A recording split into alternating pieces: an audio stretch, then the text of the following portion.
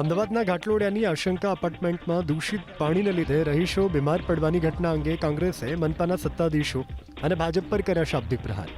પ્રદેશ કોંગ્રેસના મુખ્ય પ્રવક્તા મનીષ દોશીએ આરોપ લગાવ્યો કે આજે પણ અમદાવાદના 24% વિસ્તારમાં લોકોને પીવાનું શુદ્ધ પાણી નથી મળી રહ્યું. 15,000 કરોડના બજેટ છતાં નાગરિકો શુદ્ધ પાણીની સુવિધાથી વંચિત રહ્યા છે. ગટર ઉભરાવાની અને દૂષિત પાણીની ફરિયાદો છતાં પ્રશાસન નિષ્ક્રિય છે. ઇન્દોર અને દિલ્હીની દૂષિત પાણીની ઘટનાઓ બાદ પણ મહાનગરપાલિકાના સત્તાધીશોએ કોઈ શીખ લીધી નથી. મનીષ દોશીએ દૂષિત પાણી મુદ્દે તાત્કાલિક તપાસ કરી કાર્યવાહી કરવાની મનપા સમક્ષ માંગ કરી.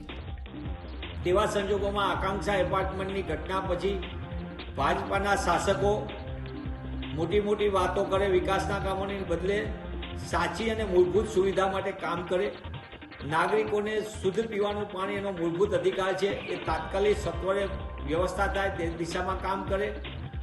ટેક્સમાં ઉઘરાણીમાં મોટા ઉપાડે કામો કરે, એમને પેનલ્ટી કરે, પણ જ્યારે એમને સેવા આપવાની આવે એટલે કે શુદ્ધ પીવાનું પાણી આપવાનું આવે ત્યારે શાસકો પોતે પોતાનું મોં ફેરવી લે છે. ત્યારે આકાંક્ષા એપાર્ટમેન્ટની દુર્ઘટના અને દૂષિત પાણીના કારણે ભોગ બનનાર નાગરિકોની વ્યથા જોઈને પણ ભાજપાના ભ્રષ્ટ શાસકો જાગે.